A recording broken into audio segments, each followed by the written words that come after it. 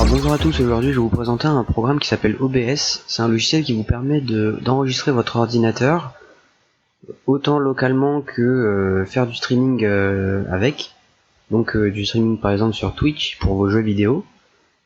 Donc il existe deux versions de ce programme, donc OBS Studio et OBS classique. Donc OBS Studio est un peu plus orienté pour du streaming. Il est multiplateforme, donc sur Windows, Mac et Linux. OBS classique par contre est que sur Windows. Donc moi j'utilise OBS classique parce qu'il est un tout petit peu plus stable, bien que ce soit une bêta. Donc je vais vous présenter les paramètres que j'ai choisis pour OBS. Donc j'ai mis un peu de temps à trouver des paramètres convenables pour avoir de bons rendus vidéo sur YouTube. Donc voici mes paramètres. Donc quand vous allez dans paramètres, vous avez une série de rubriques. Donc dans la rubrique générale, vous n'avez rien à changer. Enfin, en tout cas pour la qualité vidéo. Donc dans encodage vidéo, je vous invite à choisir X264. Donc les autres encodeurs qui sont disponibles sont Quick5 et Nvidia NVENC. Donc Nvidia NVENC est pas mal, mais pas assez stable à mon goût. X264 a fait ses preuves. Et du coup, je pense que c'est l'encodeur le plus stable que vous pouvez avoir pour enregistrer vos vidéos. Donc ensuite, vous décochez cette case, utilisez CBR, vous décochez. Ça vous permet d'augmenter la qualité de votre vidéo. Donc vous choisissez la qualité maximale, 10. Vous cochez la case, utilisez une taille de buffer personnalisée et vous mettez la taille du buffer à 0. Je vous expliquerai par la suite pourquoi vous devez mettre la taille du buffer à 0. Donc ensuite, une fois que vous avez fait ça, vous allez dans paramètres du streaming. Vous choisissez le mode sortie vers un fichier seulement. Et là, vous pouvez modifier le chemin du fichier à votre convenance. Donc je vous invite à laisser le format FLV que vous convertirez après en un autre format parce que comme c'est un logiciel en bêta, il arrive que des fois en plein jeu le logiciel crache. Et du coup, si vous avez un autre format que le FLV, si ça crache, vous perdez votre vidéo, c'est-à-dire que vous aurez la vidéo mais elle sera corrompue, vous ne pourrez pas l'ouvrir et vous n'aurez aucun accès à tout ce qui a été filmé. Alors que le FLV permet justement de garder, c'est-à-dire que vous aurez votre vidéo jusqu'au crash. Donc c'est pas mal si vous avez des bonnes actions que vous voulez enregistrer, que vous voulez pas perdre. Donc ensuite vous allez dans vidéo et là vous allez choisir la résolution que vous souhaitez pour enregistrer vos vidéos. Donc moi j'ai une résolution Full HD, donc 1920 par 1080. En ce qui concerne le nombre d'images par seconde, donc moi je l'ai mis à 30. Je pense qu'il n'y a pas besoin d'aller au-delà de 30. Après YouTube vous permet de poster des vidéos en Full HD 60 fps, donc vous pouvez mettre 60 fps si vous le souhaitez. Ça donne un petit côté plus fluide quand vous regardez la vidéo. Bon, c'est assez subtil, mais bon, faut avoir quand même un ordinateur qui tient la charge pour du 60 fps. Donc si vous avez un ordinateur normal, je vous conseille de laisser à 30. Maintenant si vous avez un super ordinateur hyper puissant, vous pouvez aller à 60 fps, je pense que vous n'aurez pas de problème pour filmer. En ce qui concerne l'audio, je vais pas en parler. Pour les raccourcis clavier, ça c'est encore une fois à votre convenance. Et là ce qui va nous intéresser c'est les options avancées.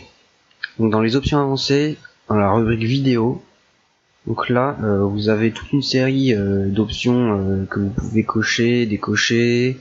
Vous pouvez même insérer des options à la main. Donc pour le X264 CPU réglage prédéfini, je vous conseille de le laisser en very fast.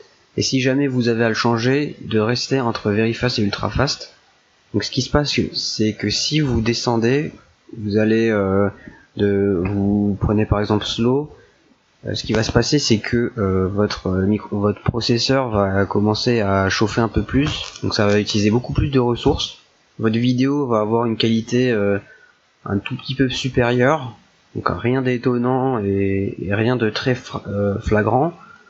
Je pense que ça sert un peu à rien, mais en tout cas ce que ça peut faire c'est abîmer votre ordinateur et je pense que ça c'est pas ce que vous voulez. Donc je vous conseille de varier entre very fast et ultra fast. J'ai pas vu de grandes différences en modifiant ces paramètres, donc je vous conseille de laisser les réglages par défaut, donc very fast. Donc en ce qui concerne ces cases là, donc vous devez cocher utiliser CFR et ensuite cocher paramètres personnalisés de l'encodeur X264 et là vous allez mettre CRF égale et vous allez mettre une valeur entre 1 et 58. Donc cette valeur en fait définit la qualité de votre enregistrement de la vidéo.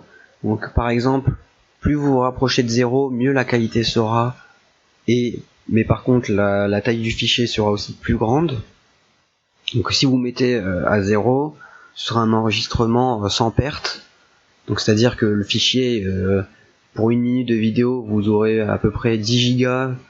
Donc peut-être j'exagère un peu, mais quelques gigas, votre fichier pèsera à quelques gigas.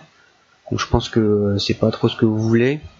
Donc si vous avez beaucoup d'espace disque sur votre ordinateur, vous pouvez vous amuser à le mettre à 0. Maintenant, si vous devez faire de la post-production, c'est-à-dire faire du traitement vidéo avec la vidéo que vous avez filmée, il y a certains logiciels qui ne sont pas compatibles avec des vidéos filmées en CRF égale 0. Donc je vous conseille quand même de rester dans la plage 15-20. Donc moi je l'ai mis à 15, donc ça me rend une qualité très bonne. Donc moi ça me va. Après vous pouvez vous amuser à tester des CRF avec des valeurs différentes. Donc moi ça marche très bien avec un CRF égale 15.